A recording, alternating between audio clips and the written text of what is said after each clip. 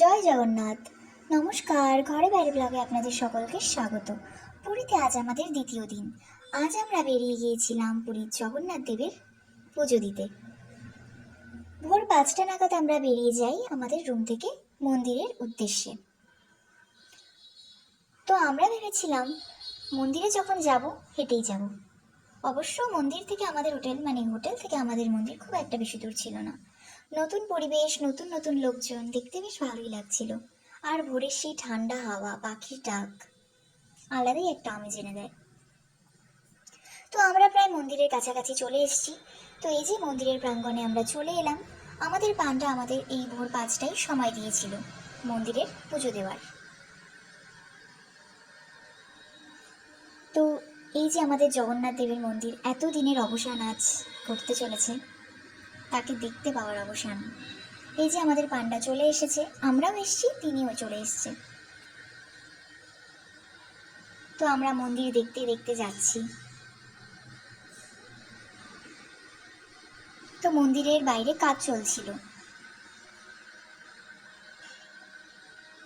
তো আমরা মন্দিরের উদ্দেশ্যে যাত্রা শুরু করলাম। তো আমরা মন্দিরে যাওয়ার আগেই ব্যাগ, জুতো, ফোন সব রেখে যাই, যেহেতু মন্দিরে এসব কোনো কিছুই অ্যালাউ নেই।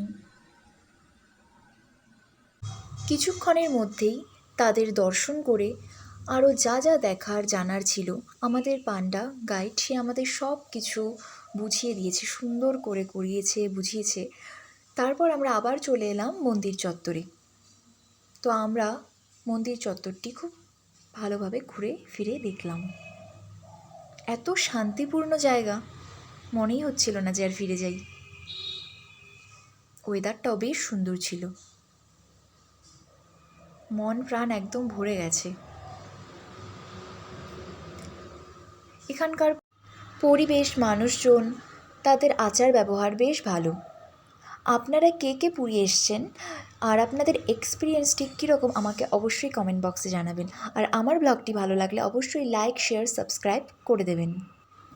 তো সব কিছু ঘুরে নেওয়ার পর আমরা আমাদের হোটেলের উদ্দেশ্যে যাত্রা শুরু করি। যেতে যেতে আরও একটি মন্দির পড়ল, এটাও বেশ ভালো লেগেছে। আমি পুরীতে যেখানেই গিয়েছি সব জায়গাতেই সুন্দর সুন্দর মন্দির রয়েছে, সব প্রায় একই কারুকার্যের। তো আমরা অটো নিয়েছিলাম আমাদের হোটেলে আসার জন্য। তো আমরা আমাদের হোটেলের রাস্তায়, এখানেও প্রচুর লোকের সমাগম, বেশিরভাগ ট্যুরিস্টই বেশি, লোকাল লোকজনও তো প্রচুর রয়েছে, তাছাড়াও ট্যুরিস্ট কিন্তু প্রচুর। তো আমরা আমাদের রুমে চলে যাই। তো তারপর আমরা বেরিয়ে যাই পুরীর বাজারে।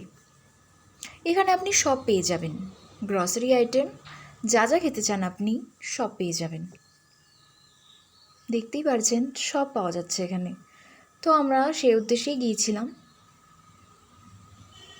এখানকার বাজার বেশ রমরমা। তো আমরা এখানে মাছ কিনে, বাকি অন্যান্য সবজিপাতি কিনে, তো এখানে রান্না করার ব্যবস্থা রয়েছে।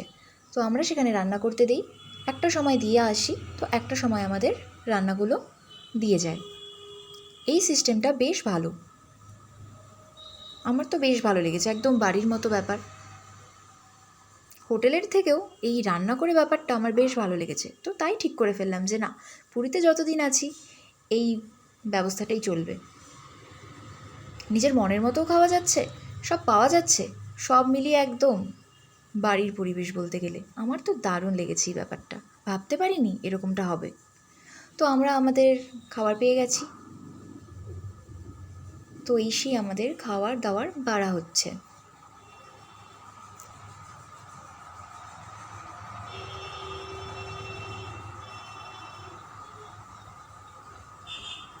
খাবারগুলো কিন্তু বেশ লোভনীয় ছিল আর দারুণ বানিয়েছিল। আমাদের ছিল সাদা ভাত, স্যালাড, ডাল, আর ছিল গলদা চিংড়ি। খেতে কিন্তু ব্যাপক লেগেছে, মানে অমায়িক। এত সুন্দরভাবে রান্নাগুলো করে দিয়েছে, একদম বললাম না বাড়ির মতো একদম, বেশ লেগেছে বেশ। তো খাওয়া দাওয়া শেষে বসে পড়লাম ব্যালকনিতে সমুদ্র দেখতে। চোখ দুটো যেন জুড়িয়ে যায়, এত সুন্দর দৃশ্য। তারপর আমরা বিকালে বেরিয়ে পড়লাম আবার বিচ মার্কেটে। বিচ মার্কেটে আবার ঘোরাঘুরি করলাম, কেনাকাটি করলাম। ঘুরে আমরা চলে যাই আমাদের রুমে। পাণ্ডামশাই ফোন করে বললেন ভোগ এনেছেন, জগন্নাথ দেবের ভোগ। এই সেই ভোগ, ভোগ তো নয় যেন অমৃত। বাকি ভোগ আমরা বাড়ি যাওয়ার দিন নেব।